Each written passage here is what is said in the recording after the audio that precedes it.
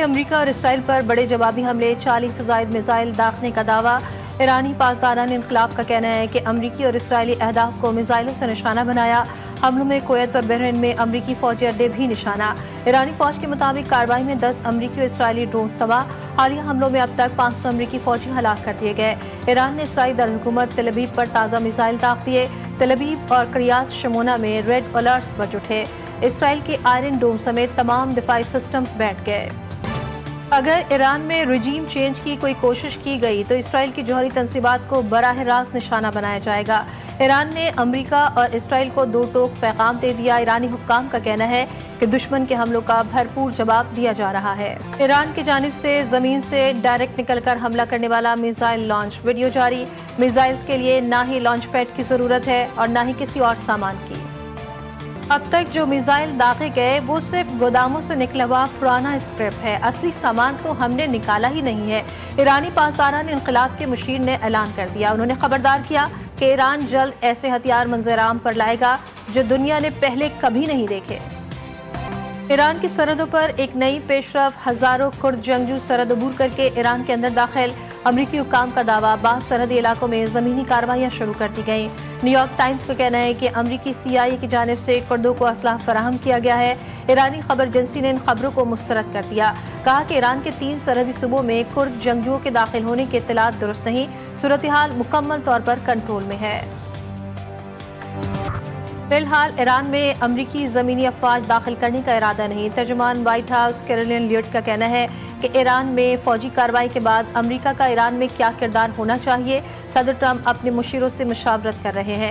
آبنائے ہرمز میں oil tankers کے تحفظ کے لیے اقدامات کر رہے ہیں۔ ایران 47 برس سے امریکہ اور اس کے اتحادیوں کے لیے خطرہ بنا ہوا ہے۔ ٹرمپ کو ایران پر عسکری کارروائی کے لیے قانونی اور سیاسی سہارا مل گیا۔ سینیٹرز کی اکثریت نے صدر کے اختیارات کو محدود کرنے کی قرارداد کو مسترد کر دیا۔ امریکی سینٹ نے صدر ٹرمپ کے ایران کے خلاف فوجی مہم کی حمایت کر دی۔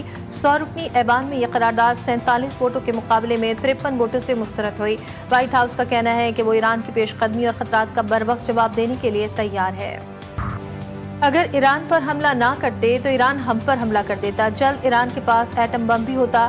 امریکی صدر ٹرمپ کا دعویٰ، کہا جب پاگل لوگوں کے پاس ایٹمی ہتھیار ہوتے ہیں تو بری چیزیں ہوتی ہیں۔ ایران کی میزائلوں اور لانچز کا صفایا کیا جا رہا ہے، صورتحال توقع سے بھی بہتر ہے۔ ہم ایران کے تمام لیڈرشپ کا قتل عام کر رہے ہیں۔ دھمکی دی کہ ایران میں جو بھی لیڈر بنے گا مار دیا جائے گا۔ ایران وہ ملک ہے جس نے کئی سالوں سے اسرائیلیوں سمیت اسرائیل کے حمایتیوں کا قتل کیا۔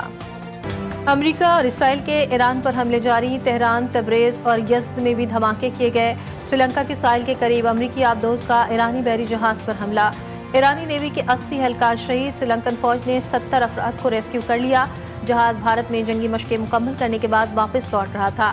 امریکی وزیر دفاع کے مطابق بحر ہند میں ایرانی جہاز کو نشانہ بنایا ہے، خطے میں مزید فوج بھیج رہے ہیں۔ امریکی افواج کے سربراہ نے کہا ایران کی جانب سے میزائل اور ڈرون حملوں میں کمی آئی ہے، نقصانات کا جائزہ لینے کے لیے مزید وقت لگے گا۔ امریکہ اور اسرائیلی حملوں میں ایران میں اموات کی تعداد 1045 ہو گئی۔ آبنائے ہرمز سے تیل کی ایک بوند بھی نہیں جانے دیں گے، ایرانی پاسداران انقلاب کا امریکی صدر کو دو ٹوک پیغام، کا امریکی صدر ہرمز کھولنے کے لیے اب تک کوئی جہاز نہیں بھیج سکے۔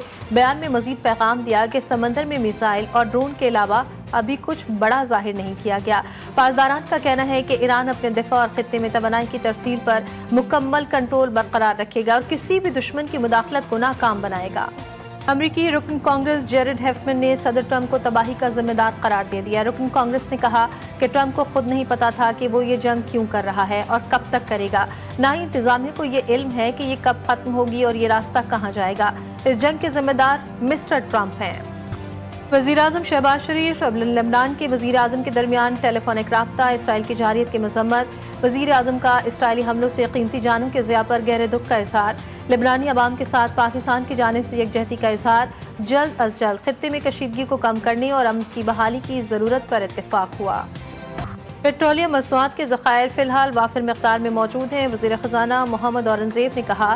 وزیر اعظم نے پیٹرولیم مصنوعات کی مانیٹرنگ کے لیے خصوصی کمیٹی قائم کی ہے، कमेटी रोजाना की बुनियाद पर काम कर रही है। अहम फैसले फौरी तौर पर लिए जाएंगे। पेट्रोलियम मसनूआत की सप्लाई को रेगुलेट किया जाएगा। तवानाई की बचत के लिए भी इक़दाम करेंगे।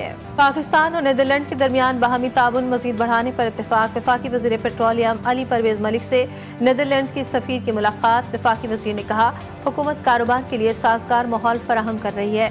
पेट्रोलियम सप्लाई चेन सूरत हाल पर नजर रखे हुए है। इस्लामाबाद में बल्दियाती इंतखाबात में ताख़ीर पर इलेक्शन कमीशन बरहम। वफाकी वज़ीर दाखिला को ज़ाती हैसियत में तलब कर लिया।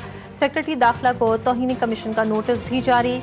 Chief election commissioner Sikandar Sultan Raja की सरबराही में केस की समाअत के दौरान chief commissioner Islamabad Ali Randhawa commission के सामने पेश हुए।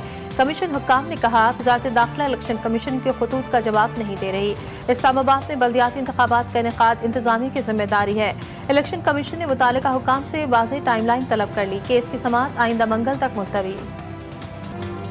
रियासती रिट के मौसर नफाज का मिशन। पुलिस, रेंजर्स, CDD और इंटेलिजेंस इदारों का मुश्तरका सर्च एंड कॉम्बिंग ऑपरेशन। कार्रवाइयों के दौरान रिहायशी घरों, बाजारों और हसास मकामात की मरहलावार स्क्रीनिंग। मजमूई तौर पर गैर कानूनी तौर पर मुकीम 86 अफगान शहरी गिरफ्तार। हुक्काम के मुताबिक गैर रजिस्टर्ड अफगान शहरियों के खिलाफ कार्रवाइयाँ मरहलावार जारी रहेंगी।